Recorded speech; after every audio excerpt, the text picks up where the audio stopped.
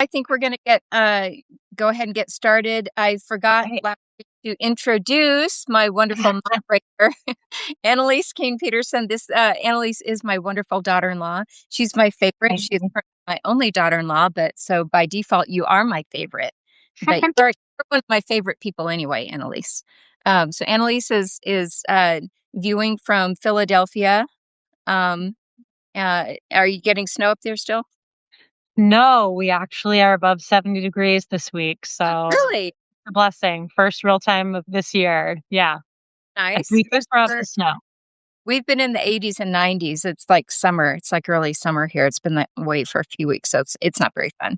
Um, okay, so Annalise is here. She's going to be moderating like comments and questions that anybody has. Oops, I just stuck my foot on my table and moved my phone here. Oh, oh no. There we go. I want to knock the There whole you system. go. So, okay, we're going to go ahead and get going here. Annalise, as usual, if anybody has a comment or question in the middle of me talking, feel free to butt in and interrupt me. This is always a very casual conversation that we have here. And if it's something that I can answer right in that moment, I will. If I feel like I need to hold it to the end, I'll ask Annalise to repeat that then. But our topic tonight, if you saw what I posted on Substack, it's really a fun topic. It's about bilateral movement. That does not sound fun. That sounds very clinical. It sounds very, you know, therapeutic, which it is, but it is a really, really fun topic. Um, Often on my podcast episodes on Jenny's Dying to Live, I talk about adding something in to your life or your lifestyle or your routine or your habits that will help you feel better, manage your health better, manage your life better. I talk about adding things in, right? Today, we're going to be talking about bilateral movement, and a lot of it is things that you're already doing. And the beauty of this, you guys, is that when you're already doing something, you often just don't think about it as healing or therapeutic. You just sort of do it. It's sort of an automatic thing that you do. And um, my purpose tonight is to just kind of raise some awareness around some of these activities and things and movements that we naturally do. Some of them we don't naturally do, but some of them we do. And when we have some awareness around it, then we can kind of connect those dots into, hey, I'm doing this thing. It feels really great. And it's therapeutic because this is what you've just learned. So it's really kind of a fascinating topic. And I wanted to start out by saying that often our bodies do things just on their own without your brain getting engaged, without any kind of, you don't have to have a committee meeting to decide something, no big decision making involved. Your body just knows what to do to calm down and to soothe yourself without you even thinking about it. Um, and we're going to talk about all these different ways. So, one of the big ones is like when you take a walk. Let's say, for example, you're feeling upset or overwhelmed and you go for a walk and it's kind of a brisk walk and you come back and you're like, wow, I feel a lot better. I feel a lot calmer. Well, no, your life has changed. Your bank balance might still suck. Your relationship still might be a little rocky. That evening you might still be having those same problems at work, but so nothing in your circumstances has really changed. It's what's changed is your body has just brought it down to a manageable level to where you're not feeling all that stress, all that overwhelm, all the confusing thoughts and all of that. And what did it? It was a walk. Pacing is another thing that gets a bad rap, and we're going to talk about that in just a couple of minutes. But pacing is another one that we do really automatically, just walking back and forth. So what I want to say about all these things is that these are not things that we have to think about too much. We don't have to plan them too much. They're not systems, and also we're not systems and problems that we need to fix. These are just things that we sometimes have to live through and experience. We don't need to suppress anything. Just experience it. Just acknowledge and be curious, like I always say. But when we do these, when your body kind of automatically does these things, it's actually your nervous system that's trying to protect you and take care of you. And that is a really cool thing how our bodies are made. And that's kind of why I like this topic so much. So, um, bilateral movement sounds super technical.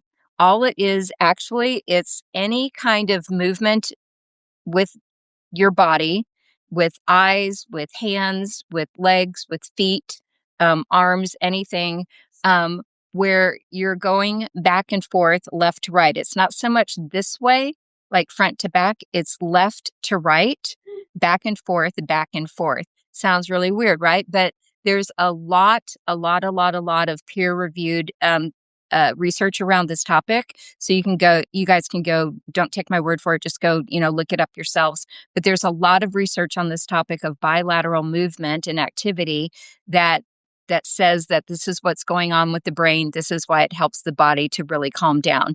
So um, once you see it and once you kind of put the pieces together and you become more aware of what's happening, then you can note it, you can be more aware of it, and you can feel good about it when you're doing it instead of feeling bad like pacing. Don't feel bad about pacing. So, really, our bodies sometimes know better than we do. And sometimes we just need to follow their cue a little bit more. Follow the cues. Okay. So, like I just said, bilateral movement is that right to left, back and forth, or left to right, actually. It's very specific. Left to right, back and forth activity. Walking, especially with like arm swinging, eye movement, things like that. It's not anything technical that we're doing. It's just a kind of a rhythmic way that we move that's very soothing. So, why it works is that it engages both sides of the brain, both your left side and the right side of the brain. It forces your brain to work together to do an activity. This is the beauty of bilateral movement. It helps your thoughts feel a little less stuck. It helps you to process thoughts and feelings and anxieties and traumas. It's just sort of magic. Now think about like when you're sleeping and dreaming, you're in that REM state. REM stands for rapid eye movement. REM. And so that's when your body is very relaxed, but it's also I believe your heart rate actually rises to normal because when you first start to fall asleep, your heart rate lowers, but then during REM sleep, it elevates to a normal level, and that's when you start to dream. And dreams, look this one up too. Dreams, the purpose of dreams is to process things that have happened during your waking hours. It's to process things. It's to make sense of stuff. Maybe work out some problems. Um, calm things down, things that maybe are happening in your waking hours. And while that's happening, your eyes are moving back and forth. And sometimes it's very rhythmic. Sometimes it looks really kind of spastic. But if you've ever seen somebody sleeping and they're in that REM state, that their eyes are going back and forth, back and forth. So that is what when we're in our waking hours, these things that we're talking about doing replicates that natural movement that our eyes and our brains want to do. So um, it just kind of gives I would say, just kind of gives your brain something to organize around, which is super, super healthy. Okay, so the first thing, if you've not heard about EMDR, we're going to start out with the very therapeutic type of bilateral movement. And then we're going to go into some things that maybe you already do, and maybe some other things that you did not even realize could be helpful or beneficial to your mental health and even physical health. So EMDR stands for eye movement desensitization and reprocessing. EMDR. So I've done it. I know Annalise has done it. Probably has anybody else here that's joining us tonight? Has anybody else done EMDR?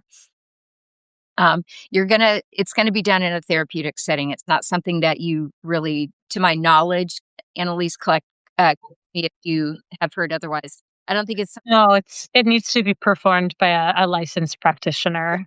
But even if you've heard of EMDR before or been to EMDR before yourself, or someone you know, let us know in the comments. yeah, exactly.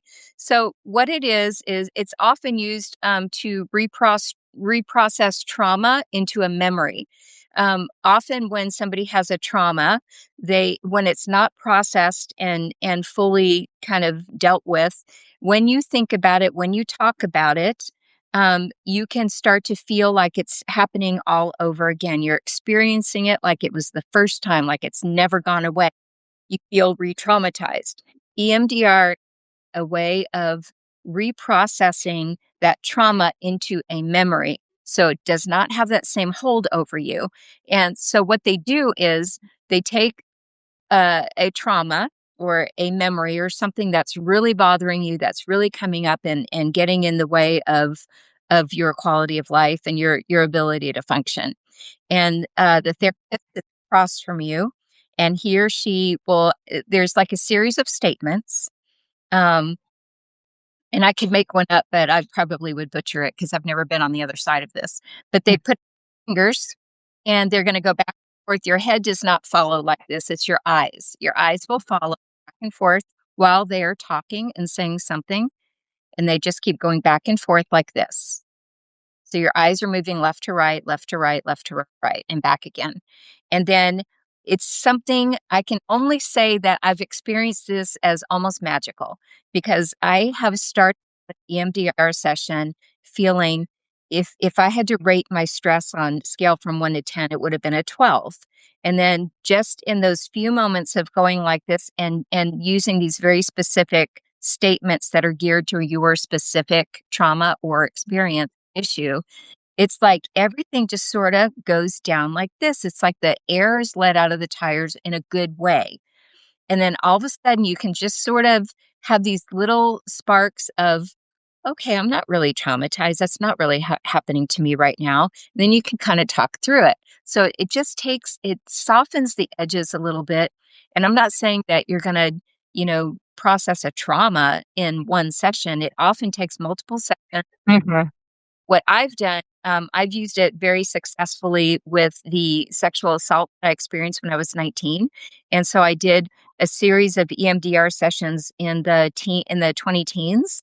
And then I just did some more, I want to say 2 years ago, or maybe 3 or 4 years ago, that really kind of wrapped it all up for me. So now I can talk about it, I can write about it, I can think about it without crying, without feeling re-traumatized. It's really pretty amazing. So that is a therapeutic way to employ or experience bilateral movement. But bilateral movement is not only for the counselor's office or the therapist's couch. Yeah. So we're going to talk now about some things that we do just naturally at home outside of therapy that can give you some of the same benefit. It's not quite as intense as like therapeutic EMDR, but it really is very helpful. So let's bridge into everyday life here. The first one is walking. That's going to be the most obvious one. You get out and walk. It's just kind of miraculous. You just sort of feel better after a walk, right? There's nothing magical about it. It's you're putting one foot in front of the other, and your body is kind of going back and forth. It's that natural cadence that you have, and then you get your arms swinging. If I can make a suggestion, if you want to use this de-stress, don't bring headset, don't listen to a Yeah. podcast, fine, don't listen to music, anything. You just take you and your thoughts and you get out and hit the pavement or the street or whatever and go walk. I've come up with some of the best, like Substack post articles, like topics when I'm out walking down Yeah. because it kind of clears the air. It just kind of clears the fogginess in your brain a little bit. It's very rhythmic, it's very grounding, it's a natural way for your body to process, and it's great for situations when you feel like you're overthinking, having a hard time making decisions, or you feel like you're like an emotional overwhelm. Just go take a walk, no nothing in your ear. Um, Another one is pacing. Okay, so I referenced this a little bit earlier. If you are a pacer, I bet you have thought or said something like, I know this is like really nervous. I know I look nervous and I look anxious, and then you feel bad. You feel like you're weak for pacing. I want you to hear from me tonight that there is nothing weak about pacing. That is your body's way of just naturally calming you down. It's akin to You know how babies rock? Or when you're holding a baby, when you sway, it's the same. Mhm. Body does the same thing when it's pacing. And a good way, um, good circumstances or situations in which to use pacing, think about it like that. Pacing Mhm.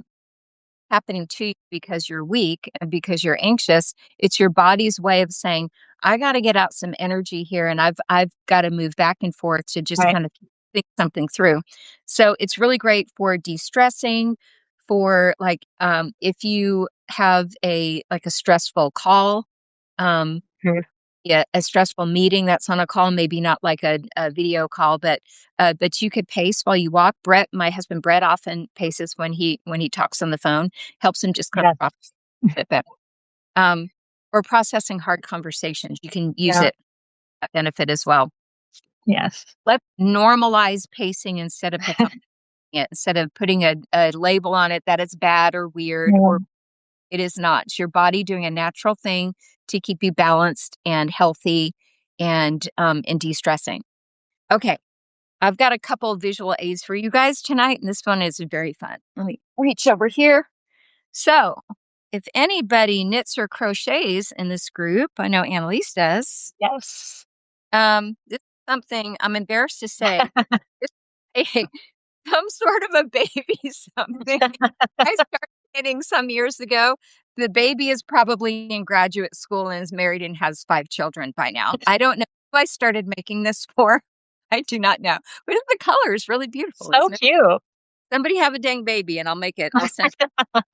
So I don't know who this is for. But anyway, knitting and crocheting is you are knitting each stitch right to left, left to right, and it goes back and forth, back and forth. So with knitting, obviously, you've got both your hands and you've got 2 needles. With crocheting, you're still using both your hands, but it's 1 crochet hook. So it's going back and forth and back and forth. That is that bilateral movement using your hands and your eyes. It is very meditative. It's very soothing. It's very calming. Sometimes, if you, of course, are follow a very intricate pattern, it's maybe not, like that, You're what you right. however, I wanna remind you that when you're doing something that you really love and you're really, really focused, like on a pattern to follow, your mind is not focused on stress or that phone call that you have to make or going to your oncology checkup or maybe even some pain that you might be having. It really helps to focus your brain on something that is other than the problem. So even when you're doing something that's really intricate with knitting and crocheting, it's still super therapeutic, super beneficial and helpful. So really think about doing that if you like to do like handcrafts like that. That it's always a really good one. I always kind of think of knitting and crocheting. It's kind of like quiet regulation. I love. Mhm. Okay, reading. This is a really good one. Most of us here, I would guess, are readers. Um, I tend to read on the Kindle app on my iPad. It still does count. What does not count is scrolling on your phone. And I'm not making a joke. Scrolling on your phone is a very, very different activity. It's going to be like going like this instead of back and forth. And scrolling is usually where you're just absorbing input from people you don't know, topics you probably don't even care about, and you're not reading, and you're just absorbing a lot of information in a short period of time, and it's mind numbing. So that's not really regulating like actual reading. And I do think that bilateral movement does work with reading on a Kindle app, like on your iPad. I think it's probably best or most effective if it's with a physical book with pages Yeah. that turning. But I do feel like it's still helpful the way I do it. So put in the comments if you are a person who reads before bed, like you get into bed, you got your lamp on and you're reading. I do it every single night. And how many of you have sleep while you're reading? That is not a coincidence. That is your brain going right to left, back and forth, back and forth. And it's calming while you're doing it. And you are, everything is decompressing and your body's like, okay, now we can go to sleep. And that is granted, you're at that stage in the day anyway when you're sleepier and you're tired, but that bilateral movement with your eyes and then with your hands going like this with the pages, that is really therapeutic and beneficial. So keep doing that. That's a very good and healthy thing to do. Okay, here's one that maybe some of you have not heard about. And if you have heard about it, you might not really fully understand what it is or how it works, but who here has heard of a labyrinth? I It's have. not the same as a maze. I'm gonna show you a picture. Okay, so I'm the world's worst, marketer for my own books. None of I know I've written books because I never talk about it. Okay, so this is the second book that I wrote, The Cancer Survivor's Garden Companion. I wrote my first book. I got my contract for my first book the same week I was diagnosed with breast cancer in 2012. And then so I wrote that book, and that was on houseplants, and I wrote this book while I was recuperating. It was a little crazy, but keep in mind, I was not going outside to work as a landscaper during that time because I couldn't handle the heat. I felt very sick. So writing these books was just a balm for my soul. Anyway, so this is from my book, The Cancer Survivor's Garden Companion. I hope you guys can see this okay. This is what a labyrinth looks like. This was a picture of a labyrinth. Brett and I were vacationing in Southern California, and we were out walking in this neighborhood, and we just saw this. It was kind of an estate. I'm not going to lie. It was a big house, lots of land, and this is what they had in their backyard. It was this little, not little, but it was a rock lined labyrinth. Say that 3 times. Rock lined labyrinth. So a lot of times labyrinths get confused with mazes. They couldn't be more different. They sort of look a little similar, and you're walking it and it's on the ground. That's basically all that they have in common. So a maze is a left-brained activity. It's a left-brain puzzle. It's filled with twists and turns and dead ends and starts and stops. You can go down a path and get totally lost because it dead ends and you've got to backtrack. It's a puzzle to figure out. It's really fun, but it's not therapeutic in the same way as a labyrinth is. So a labyrinth, by contrast, is one pathway in, one pathway out. You cannot get lost in a labyrinth. If you do get lost in a labyrinth, I want to know about it because I don't know how that could happen. But a labyrinth is so you enter in, and it's a pathway that goes again back and forth, back and forth. It's going to start on one side and it's going to loop around to the other side, and then it loops like this and goes back around this way, and it keeps looping back around and around and around until you get to the center. And then you just take that same pathway out again.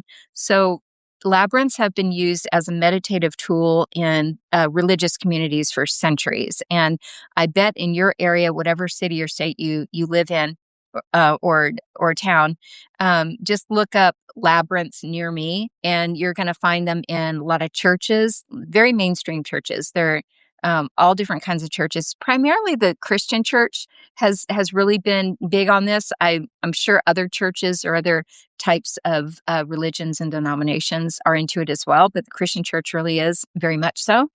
And hospitals, in those types of therapeutic settings.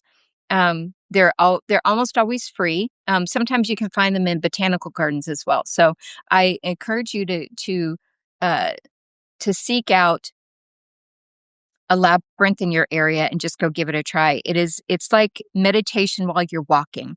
And now that I'm thinking about it, there's what is that quote by Saint Augustine? It is solved by walking. And a few weeks ago, when I was doing the podcast episode on managing, like gently managing anxiety symptoms, I mentioned how much I would walk, probably an hour a day.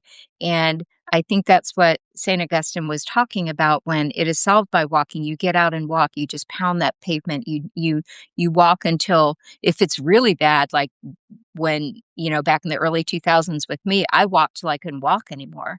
I walked for miles in one direction and then would sit and cry and then would walk miles back.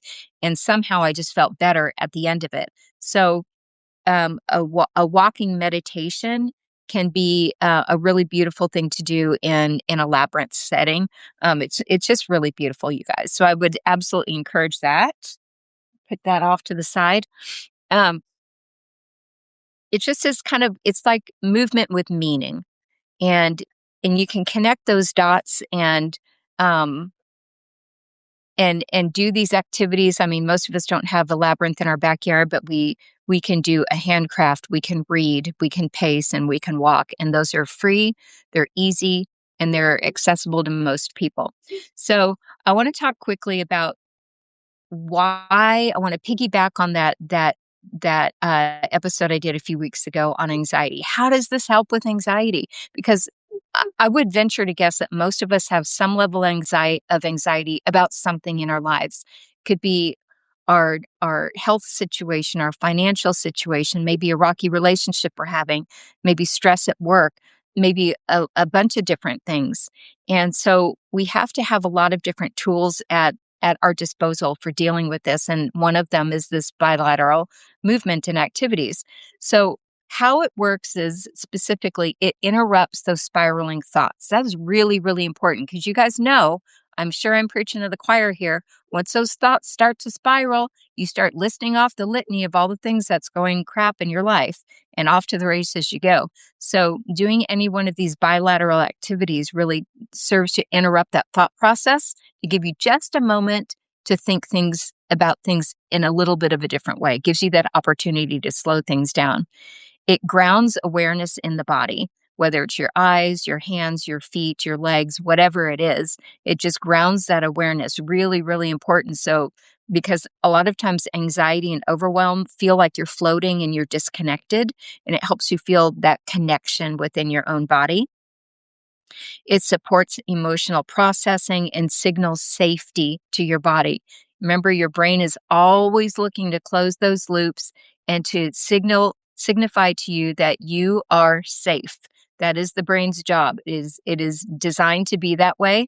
And these movements help your brain to go, okay, yes, we're safe. And then the body just kind of calms down after that. So remember, things start in the mind and then the body follows. But sometimes when you're really up in your head and in your thoughts, you got to move a muscle first. You got to get up and move, change something about, your physical body, getting up and moving, breaking a sweat, doing something, and then your brain will catch up.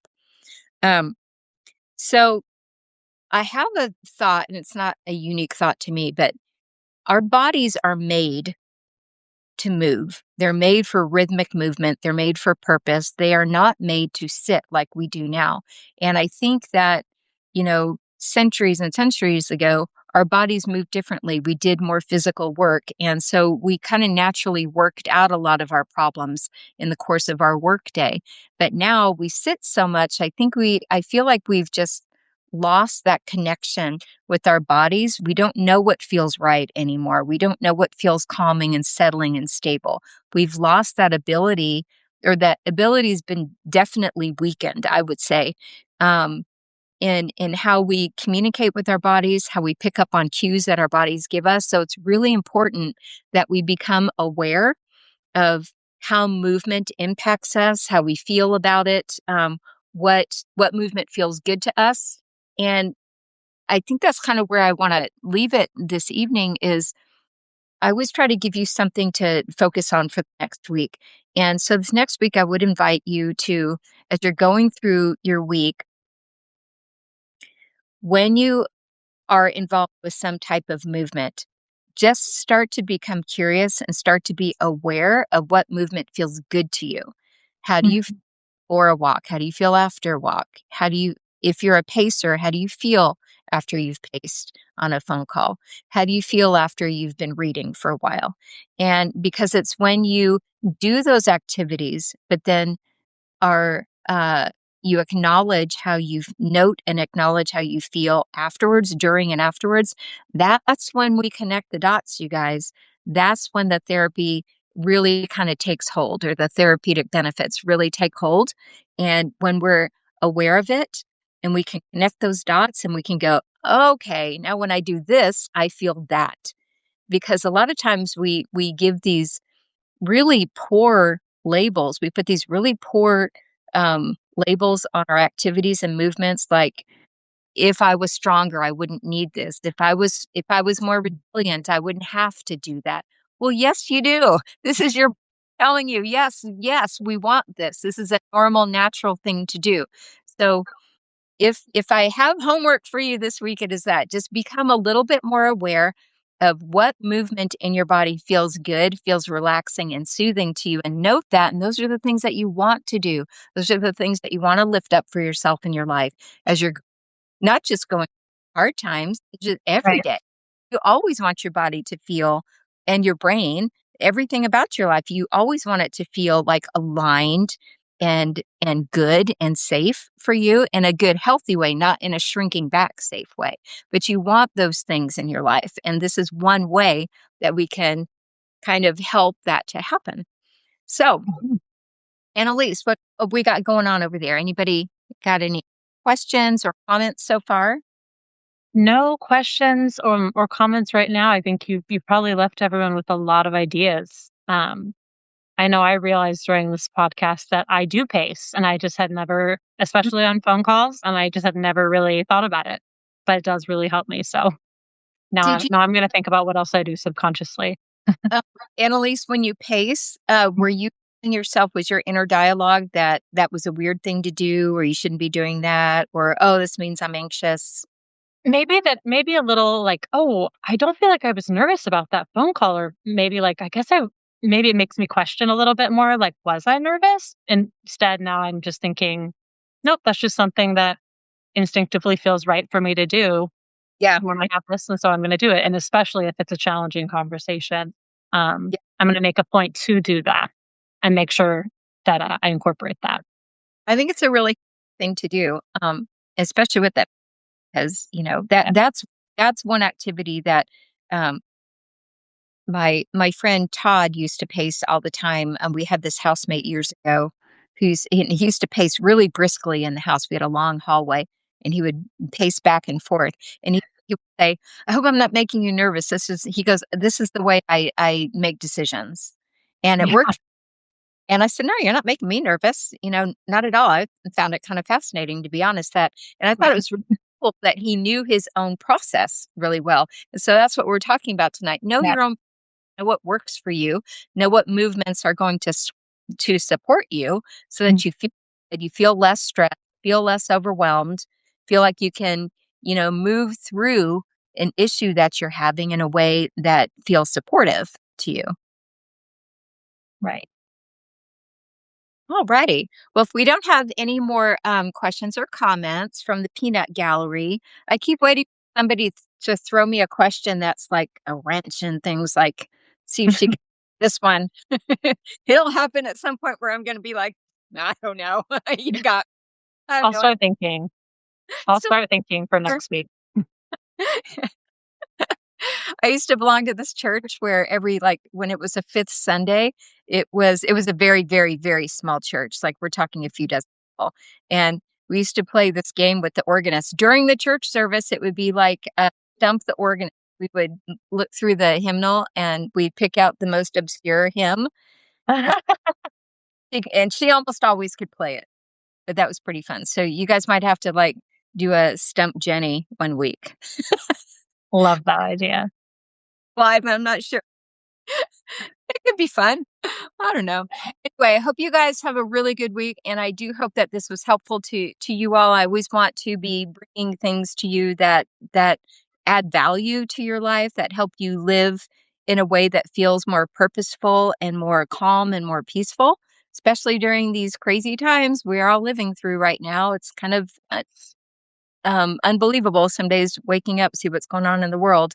And then this just what's going on in our own individual lives as well. And you put it all together and it's just a little bit of a shit sandwich sometimes. And Yeah. so I just want to always to have this podcast and these conversations and this community be a place where people can feel supported and feel like they're getting some tools to move forward and to deal with some things that are happening, and feel just a little calmer, a little bit, maybe a little bit happy, have a little bit more joy, maybe find some humor in something. And if those things aren't possible, then to just learn how to soothe and calm yourself, and so you get to a place where you can handle your stuff. So anyway, thanks for joining me this evening on Jenny's Dying to Live, and we will see you guys again next Wednesday at 6:30 Central. Thanks for joining. Bye-bye.